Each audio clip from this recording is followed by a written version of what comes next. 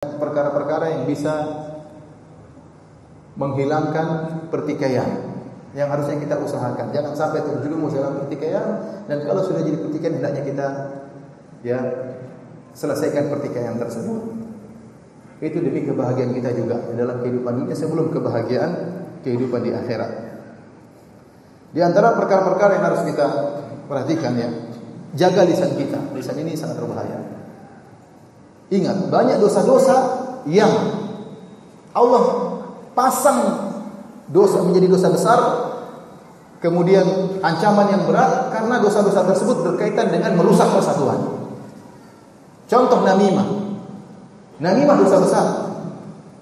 Kenapa? Karena memecahkan di antara dua orang yang saling bersahabat. Contohnya ghibah. Ghibah dosa besar. Kenapa? Karena bisa menyakiti orang lain. Orang lain itu tahu kalau kita menggibah dia, dia sangat jengkel sama kita. Jadi dosa besar gara-gara memecah belah persatuan. Contohnya memutuskan silaturahmi. Juga ini juga dosa besar karena memecahkan persatuan. Oleh karenanya jaga lisan kita. Lisan ini sangat berbahaya. Bendanya kecil tapi akibatnya bisa luar biasa. Kalau mau ngomong hendaknya kita pikirkan terlebih dahulu. Sebagaimana perkataan seorang penyair, as-samtu zainun, bahwasanya tidak berbicara itu keindahan. Tidak berbicara itu adalah apa? Keindahan. Was-sukutu salamatun, dan diam itu adalah keselamatan. Fa idza nataqta, jika engkau pun harus berbicara, maka ucapkanlah fala takun mihdaran. Fala takun mihdaran, maka jangan kau jadi orang yang suka banyak omong. Jadi diam itu keselamatan. Kalau mau ngomong pun jangan suka banyak ngomong. Hitung-hitung perkataan. Hitung-hitung perkataan. Kemudian dia berkata, ma in nadimtu ala sukuti marratan wa laqad nadimtu ala al-kalami miraran. Kalau saya pernah menyesal karena diam sekali, saya pernah sekali menyesal karena diam, kenapa saya tidak ngomong? Sungguh saya kalau berulang-ulang menyesal karena saya ngomong. Betapa sering kita menyesal, kok saya terlanjur ucapkan, kok terlanjur saya tulis, kok terlanjur statement tersebut keluar. Kita menyesal belakangan. Hati-hati. Ternyata perkataan ini bisa memecahkan di antara kaum muslimin. Ternyata perkataan ini bisa membuat ribut antara kakak dan adik. Ternyata pernyataan ini bisa membuat ribut antara suami dan istri. Hati-hati dengan perkataan kita. Makanya para ulama mengatakan perkataan itu harus kita tahan. Kalau sudah kita lepaskan, tidak bisa kita kuasai lagi. Sebelum kita lepaskan, kita kuasai dulu perkataan tersebut. Kalau sudah kita kuasai, lepaskan. Sudah kita pikirkan, ini apa konsekuensinya dari perkataan ini? Apa dampaknya? Sudah kita pikirkan, lepaskan. Jangan kita lepaskan baru kita pikirkan. Kalau sudah kita lepaskan, susah untuk diperbaiki. Hati-hati. Makanya Allah mengatakan, wa qulu lin-nasi husna. Ucapkanlah perkataan yang baik kepada manusia secara umum. Allah berkata, wa qul li ibadi yaqulu allati ahsan. Katakanlah kepada hamba-hambaku untuk memilih ucapan yang terbaik. Inna syaitana yanzagu bainahum. Sesungguhnya setan mengadu di antara mereka. Kita ucapkan kata-kata yang baik. Mau ngomong sama kakak, sama adik, jangan menyinggung hatinya. Pilih kata-kata. Kita sedang menjalankan perintah Allah. Wa qul li ibadi yaqulu allati ahsan. Pilihlah perkataan yang terbaik. Allah tidak mengatakan ucapkanlah perkataan yang baik, tidak. Tapi Allah mengatakan ucapkanlah perkataan yang terbaik. Berarti apa? Seakan-akan ada beberapa perkataan baik semua, tapi Allah suruh pilih mana yang terbaik di antara yang baik-baik itu. Ini menunjukkan Allah suruh kita berhati-hati tatkala berbicara. Cari perkataan yang lebih tepat, yang terbaik, baik bagi orang yang mendengarnya. Hati-hati kalau kita memiliki kata-kata yang kotor. Apa kata Rasulullah SAW? Inna syarran nasi manzilatan yaumil qiyamah man tarakahu an-nas ittaqa fuhshi. Sungguhnya orang yang paling buruk kedudukannya pada hari kiamat yaitu orang yang ditinggalkan masyarakat gara-gara mulutnya yang kotor. Hati-hati. Jangan sampai ada terkenal menjadi orang yang nyelekit, omongannya menyinggung terus. Jangan. Itu ciri yang buruk. Orang tidak suka sama dia, ngomongnya kasar terus. Kalau ketemu orang menghina, merendahkan, menjatuhkan, orang ini seperti apa? Ini bukan akhlak yang baik seperti ini.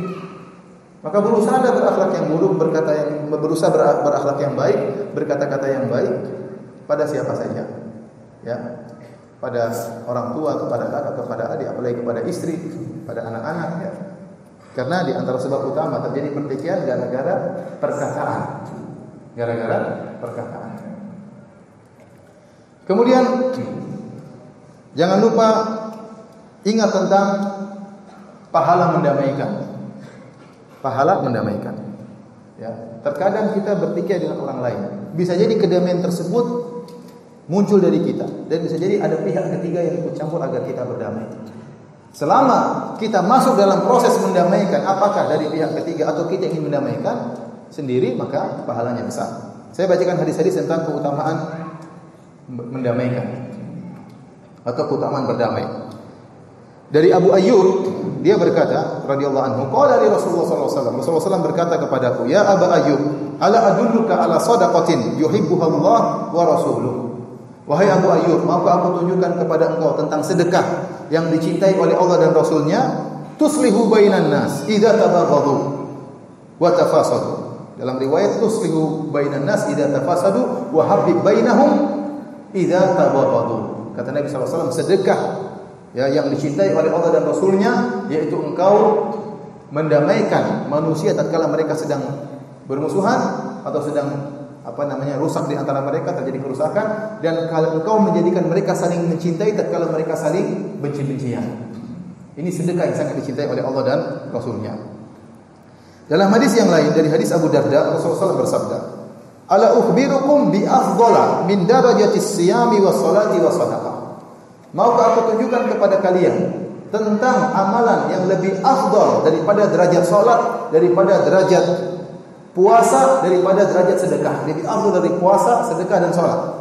Qalu bala ya Rasulullah. Tentu ya Rasulullah. Pahala apakah itu? Amalan apakah itu? Kata Rasulullah SAW, islahu dzatil bain. Mendamaikan di antara orang yang bertikai. Pahalanya besar. Antum tahu ibadah bukan cuma salat, puasa. Mendamaikan orang bertikai itu juga pahalanya besar. Karena kalau orang bersatu, Allah sangat suka ada orang berdamai. Dah kita kalau ikut campur untuk mendamaikan dan kita berhasil, pahalanya sangat besar. Lebih berpahala daripada sedekah, daripada sholat, daripada puasa. Oleh karenanya saya tahu di Arab Saudi, saya kenal seorang syekh. Dia sampai mengeluarkan uang demi untuk mendamaikan dua orang bertikai. Tak apa. Kamu jengkel sama dia, ini duit, jangan jengkel ya. Tentu dengan banyak cara. Misalnya dia undang mereka makan misalnya, atau dia kasih hadiah. Ya. Saya waktu itu yang kasus yang saya lihat waktu itu ada seorang berkelahi sampai kemudian dia melukai saudaranya. Jengkel, dia tuntut. Maka syekh tersebut ngumpulin uang. Saya lupa berapa belas ribu real. Ngumpulin uang, kemudian dia kasih sama yang terluka tadi. Udah kamu maafkan saudaramu. Orang kalau dikasih duit bisa memaafkan, bisa atau tidak? Bisa. Coba saja kalau nggak percaya. Dia tahu ini berpahala lebih daripada sedekah, lebih daripada salat, lebih daripada puasa. Maka antum berusaha untuk mendamaikan. Ada yang bertikai, damai. Masuk dalam pertikaian mereka, harus pandai-pandai masuk dalam pertikaian mereka. Jangan sampai jadi musuh yang ketiga. Jangan. Ini dua orang bermusuhan, antum masuk supaya mereka damai. Kalaupun antum tidak berhasil, antum sudah dapat pahala. Kenapa? Karena Anda sudah berusaha untuk mendamaikan. Apalagi kalau berhasil. Rasulullah SAW juga bersabda, laisal kadzabu alladhi yuslihu bainan nas fayanmi khairan aw yaqulu khairan. Riwayat Bukhari dan Muslim. Kata Rasulullah SAW, bukanlah seorang dikatakan berdusta, seorang yang ingin mendamaikan di antara dua orang. Maka dia datang kemudian dia menukil kata-kata yang baik kepada si A dan kepada si B, atau dia mengucapkan kata-kata yang baik. Perhatikan, ini dibolehkan dusta. Ya. Dalam hadis Rasulullah SAW bersabda, la yahilul kadhib illa fi thalath. Tidak halal dusta kecuali pada tiga perkara. Tiga perkara boleh berdusta. Yuhadditsu ar-rajulu imra'atahu fayurdiyaha. Seorang laki berdusta kepada istrinya agar istrinya senang. Agar istrinya senang, ini dibolehkan. Kemudian al-kadhibu fil harb, boleh juga berdusta dalam peperangan. Dan yang ketiga, dusta li islahi dzatil bain, berdusta dalam rangka untuk mendamaikan. Dan Al-Imam An-Nawawi rahimahullah dalam syarah Sahih Muslim dan juga Al-Hafidz Ibnu Hajar rahimahullah dalam Fathul Bari merajihkan bahwasanya dusta yang dimaksud dalam hadis ini adalah dusta benar-benar dusta, asli dusta. Jadi benar-benar bohong dalam rangka untuk mendamaikan. Benar-benar bohong untuk menyenangkan istri, benar-benar bohong dalam perang dibolehkan. Dan Rasulullah SAW ya membolehkan hal ini. Contohnya dalam peperangan kita menunjukkan seakan-akan kita lemah, ternyata kita kuat untuk menjebak musuh. Atau sebaliknya kita menunjukkan seakan-akan kita kuat, ternyata kita lemah dalam rangka untuk menggentarkan musuh. Ini boleh. Bohong boleh dalam peperangan. Di antaranya seorang wanita dibohongin sama suaminya. Itu juga boleh, karena kasih sayang di antara suami istri sangat dituntut dalam syariat. Maka dia boleh bohong, dia bilang kau tercantik di dunia. Boleh. Boleh. Istrinya tahu dia bohong, tapi istrinya tidak apa-apa meskipun dibohongin. Saya sering sampaikan kepada dalam pengajian saya bahwasanya wanita itu paling suka dipuji dan lelaki itu suka dihormati. Kalau terkumpul keduanya dalam kehidupan rumah tangga, maka rumah tangga itu insyaallah bahagia. Istri menghormati suami, suami suka memuji apa? Istri. Pujilah istri dalam segala hal. Dia masak, puji masakannya. Dia bersolek, puji solekan, puji wajahnya. Jangan puji merek anunya. Pokoknya puji dalam segala hal. Dia paling tidak jazakillah khairan, syukran. Seakan-akan kita terkadang lupa ya. Kita kalau orang lain berbuat baik sama kita, kita bilang syukran. Tapi kalau istri kita kayaknya itu kewajibanmu. Lupa untuk bilang apa? Syukran, istriku. Syukran sayang. Ya, puji dia. Meskipun itu kebohongan, ya. Jadi masalah. Ya. Masakanmu sangat enak, lebih enak daripada restoran itu. Ya. Waktu lagi tutup restorannya. Maksudnya tidak apa-apa, ini ditutup. Ya. Di antaranya berdusta demi untuk mendamaikan dua orang yang bersengketa. Boleh kita datang kepada dia, kita bilang, oh si fulan kemarin muji kamu, padahal enggak. Si fulan kemarin doain kamu di masjid. Masa? Iya, dia doain kamu. Kau dengar, saya dengar sendiri. Dia bilang apa? Dia bilang, Allahumma ghfir lil muslimin. Ya Allah, ampunilah kaum muslimin. Kamu kan muslim juga kan? Enggak bohong, enggak apa-apa. Bilang dia sebut namamu, padahal enggak mau sebut. Bilang dia sebut namamu, ini bohong betul? Bohong. Tapi enggak apa-apa. Yang bilang enggak apa siapa? Nabi sallallahu alaihi wasallam, demi untuk mendamaikan. Ya. Cerita yang sering saya sampaikan, kalau ada seorang syekh ingin mendamaikan dua sahabat atau dua saudara yang bertikai, maka akhirnya dia bohong. Dia bilang si fulan undang kamu makan malam, padahal enggak diundang. Akhirnya orang ini bilang, "Syekh, yang benar dia undang saya makan malam. Kamu jangan bohong, Syekh. Jangan bohong untuk mendamaikan." Kata dia, "Saya enggak bohong." Padahal dia bohong. Bilang demi Allah, Syekh, kalau dia undang saya makan. Akhirnya Syekhnya bingung. Terpaksa dia bilang demi Allah dia undang kamu, padahal enggak. Akhirnya Syekh ini bingung, akhirnya dia telepon Syekh bin Bas. Dia tanya Syekh bin Bas begini ceritanya begini. Akhirnya saya terpaksa berdusta, bersumpah dengan nama Allah, berdusta. Kata Syekh, sumpah lagi enggak apa-apa, kata Syekh bin Bas. Kenapa? Karena Nabi memang bolehkan bohong untuk mendamaikan. Boleh. Ya, bagaimana dua orang bercerai kemudian kita damaikan, sungguh indah luar biasa. Kita bahagia lihat dua orang yang berdamai. Kemudian di antara hal yang bisa menghilangkan pertikaian atau mencegah pertikaian, jangan suka berdebat. Jangan suka berdebat. Dalam hadis Rasulullah SAW bersabda, "Ana za'imun bi baitin fi rabadil jannah liman tarakal miraha wa in kana muhiqqan." Aku menjamin istana di pinggiran surga bagi orang yang meninggalkan perdebatan meskipun dia yang benar.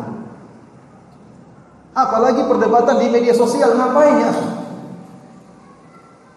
Ente waktunya berlebihan sampai debatin orang, ngapain? Ente sampaikan kebenaran, orang tidak terima ya sudah. Sampai ada yang melayani debat. Kita nggak tahu lawan debat kita siapa. Saya pernah berdebat dengan seorang ustaz, tapi debat dengan baik dan di Facebook ditonton oleh banyak orang. Enggak apa-apa, saya tahu siapa lawan saya. Tapi kalau ada siapa orang cerah saya debat, ngapain? Ini bisa jadi cewek, bisa jadi bencong, bisa jadi anak kecil. Ngapain kita layani? Kemudian kita digoblok-goblokin sama dia, padahal dia yang goblok, kan repot. Dan kalau kita tahu siapa dia, nggak apa-apa. Kita nggak tahu dialog, tentunya dialog yang baik. Kalau kita nggak tahu ngapain kita debat. Kemudian kalau perdebatan tersebut, Rasulullah SAW dalam riwayat dia mengatakan, "Wala tumari akhak," jangan kau debati saudaramu. Kenapa? Karena perdebatan itu sangat mudah untuk menimbulkan persengketaan, sangat mudah. Kenapa? Kalau berdebat itu seorang tidak mau kalah, seakan-akan kalau saya kalah harga diri saya jatuh, sehingga dia tidak ingin mencari kebenaran tapi ingin mencari kemenangan. Bukan mencari kebenaran tapi mencari kemenangan. Tapi kalau dialog apa-apa, dialog dengan penuh adab, sama-sama mencari kebenaran, enggak jadi masalah. Tapi sering berubah, tidak mencari kebenaran tapi mencari apa? Kemenangan. Apalagi sudah disertai angkat suara, sudah tinggalkan. Jangan dilanjutkan karena Allah Subhanahu wa taala. Anda tahu Anda yang benar, tinggalkan dia. Jangan dilanjutkan. Kalau dilanjutkan, Anda akan semakin ribut sama dia. Ya sudah, akhirnya tidak mau ketemu lagi, enggak enak. Kalau ketemu lagi dan susah hati kalau sudah disakiti susah untuk diperbaiki. Oleh karena jauhi perdebatan. Kalau sudah mulai saudara kita emosi, sudah. Jangan dilanjutkan. Karena siapa? Karena Allah Subhanahu wa taala. Karena Allah Subhanahu wa taala. Makanya kita di S3, S2 atau S3, kita cuma 8 orang satu kelas. Dan yang ngajar di antaranya Syekh Abdul Razak, kemudian Syekh Ibrahim Ar-Ruhaili, masyayikh ngajar kita. Cuma 8 orang ya. Kita dilatih debat di antara kita. Jadi setiap mahasiswa disuruh tulis pembahasan. Kemudian saya tulis pembahasan tentang satu masalah, kemudian saya copy 9. Satu buat saya, satu buat dosen, yang lainnya buat teman-teman. Teman-teman yang bisa dapatkan kesalahan saya dapat nilai. Jadi semangat cari kesalahan saya, dan saya berusaha mempertahankan pendapat saya. Ya, terjadi dialog, tapi berdialog dengan adab. Kita dilatih untuk berdialog dengan apa? Dengan adab. Dan itu bisa terjadi. Awal-awal waktu kita masih S2, kita ribut, berkelahi. Karena kita belum kenal sebelumnya, kemudian seakan-akan waktu teman saya yang mengkritik dengan kasar, ya, kamu ini ngambil dari mana? Pokoknya kasar lah. Sehingga terpancing. Namun lambat laun berjalan waktu, apalagi setelah kita S3, kita semakin sadar ternyata ini latihan untuk kita berusaha terbiasa berdialog dalam rangka mencari kebenaran, ya. Dan kita memang dilatih seperti itu oleh guru-guru kita. Oleh karena menurut saya, tinggalkan perdebatan. Kecuali perdebatan tersebut Anda rasa itu dialog untuk mencari kebenaran, maka lanjutkan. Tapi kalau sudah mulai emosi, mulai ngawur, mulai bicara tentang kesalahan yang lain, tidak fokus, tinggalkan saja. Kemudian di antara hal yang bisa mencegah terjadinya pertikaian, sudah habis waktu ya? Belum. Di antaranya, kalau bersahabat jangan terlalu dekat. Bersahabat sama siapa saja, laki dengan laki-laki maupun perempuan dengan perempuan, ibu dengan ibu. Jangan terlalu dekat. Persahabatan yang terlalu dekat, yang tadinya dibangun karena Allah Subhanahu wa taala, bisa berubah karena syahwat, hawa nafsu. Dan kalau persahabatan tersebut sudah karena hawa nafsu, bisa ujung-ujungnya bisa pertikaian. Dan ini sering terjadi. Terutama di kalangan ibu-ibu. Dulunya teman, sekarang musuhan. Sering terjadi seperti itu. Akhirnya ibu bikin geng ini, geng anu, geng ini. Gara-gara persahabatan terlalu dekat, dan bukan karena Allah tapi karena hawa nafsu. Di antara contoh persahabatan karena hawa nafsu, misalnya si A dan si B bersahabat. Tahu-tahu si A diajak si C jalan-jalan. Si B enggak tahu, si B marah-marah. Kamu itu pergi sama C enggak kasih tahu, kamu marah-marah. Ya, seakan-akan si A harus bersahabat sama si B, tidak ada sahabat yang lain boleh masuk. Ini berarti karena syahwat. Kemudian di antaranya terlalu sering mengunjungi, tiap hari mengunjungi. Datang ke rumahnya, besok muncul lagi. Akhirnya ngobrol terus. Akhirnya si akhwat ini kurang waktu untuk ngurus suaminya, kurang waktu untuk ngurus anak-anaknya. Kemudian kalau ngobrol tiap hari, ngobrolnya itu saja antara dia. Sudah habis ngobrolan, mulai ngobrolan orang lain, tercenderung dalam ghibah, dalam namimah. Terlalu banyak ketemu. Laki-laki juga demikian. Makanya dalam hadis Rasulullah SAW bersabda, "Zur ghibban tasdad hubban." Kunjungilah jarang-jarang akan timbul semakin cinta di antara kalian. Ya, jangan tiap hari ketemu dia lagi. Ini lama-lama bisa ribut nanti. Ya, enggak bagus, terutama di kalangan ibu-ibu. Jadi persahabatan harus ada aturan. Ingat kita bersahabat karena Allah Subhanahu wa taala. Yang terakhir para hadirin dan hadirat yang Allah Subhanahu wa taala, kalau sudah terjadi pertikaian, maka ingat tentang pahala memaafkan. Terlalu banyak dalam Al-Quran dan hadis-hadis Nabi tentang pahala memaafkan. Ya. Kata Allah, wal afina 'anil nas, di antara ciri-ciri penghuni surga yaitu orang-orang yang memaafkan orang-orang yang bersalah dengan dia. Ingat bahwasanya Allah berfirman, wal ya'fu wal yasfahu ala tuhibbuna ayyghfirallahu lakum, hendaknya mereka memaafkan dan berlapang dada. Tidakkah kalian ingin diampuni oleh Allah Subhanahu wa taala? Al jazaa' min jinsil amal. Balasan sesuai dengan amal perbuatan. Kalau kita maafkan orang lain, Allah akan maafkan kita. Ya, Allah akan maafkan kita. Oleh karenanya yakin di antara kesempatan kita dapat ampunan oleh Allah, Allah mentakdirkan kita dizalimi oleh orang. Mungkin dikata-katain, mungkin dituduh-tuduh yang tidak-tidak. Ini banyak. Kesempatan, maafkan mereka agar kita dapat ampunan Allah Subhanahu wa taala. Ya. Karena ampunan Allah itu luar biasa. Di antara cara mudah kita mendapatkan ampunan Allah, maafkan orang yang mendolimi kita, siapapun dia. Mau kakak kita, mau ibu kita, mau istri kita, ya. Justru orang-orang terdekat kita yang lebih utama kita ampuni. Teman kita, ya, siapapun mendolimi kita di Facebook, di media sosial, maafkan mereka tidak ngerti, maafkan. Ini kesempatan kita dapat ampunan dari Allah Subhanahu wa taala. Kemudian kalau orang memaafkan, dia akan hidup bahagia. Ya, saya sering sampaikan, hati kita itu kecil. Banyak yang kita pikirkan, pikir istri kita, pikir anak-anak kita, pikir mencari nafkah. Bagaimana belajar agama yang benar, bagaimana belajar Al-Quran, bagaimana belajar hadis, kapan menghafal Quran, kapan menghafal hadis, kapan murojaah pelajaran. Sementara kalau kemudian sebagian dari memorinya kita gunakan untuk mikir musuh kita, ini ngabisin waktu. Mikir dia lagi, mau tidur mikirin dia, enggak enak hidup ini. Ribut sama dia, pikir gak bisa tidur, stres mikirin dia, orang ini kok gak mati-mati ya. Ngapain? Kita maafkan, selesai urusan. Mudah-mudahan Allah maafkan dia. Kalau kita jantan, kita doain dia. Kalau ente emang hebat, doa dalam sujud, ya Allah ampuni dia. Ya. Memang dia kurang ajar ya Allah, tapi ampuni dia. Ampuni dia. Benar-benar ente lebih lega. Lebih apa? Lega. Namun itu berat. Namun kalau siapa mudah maafkan, dia akan dimaafkan oleh Allah Subhanahu wa taala. Hidup ini jadi tenteram, konsentrasi ngurus istri, ngurus anak, ngapain ngurus orang yang dia tidak memaafkan kita, dia mau ribut sama kita, sudah maafin aja, jadi maafin. Mau dia ngomong apa terserah, ya, dia capek sendiri nanti.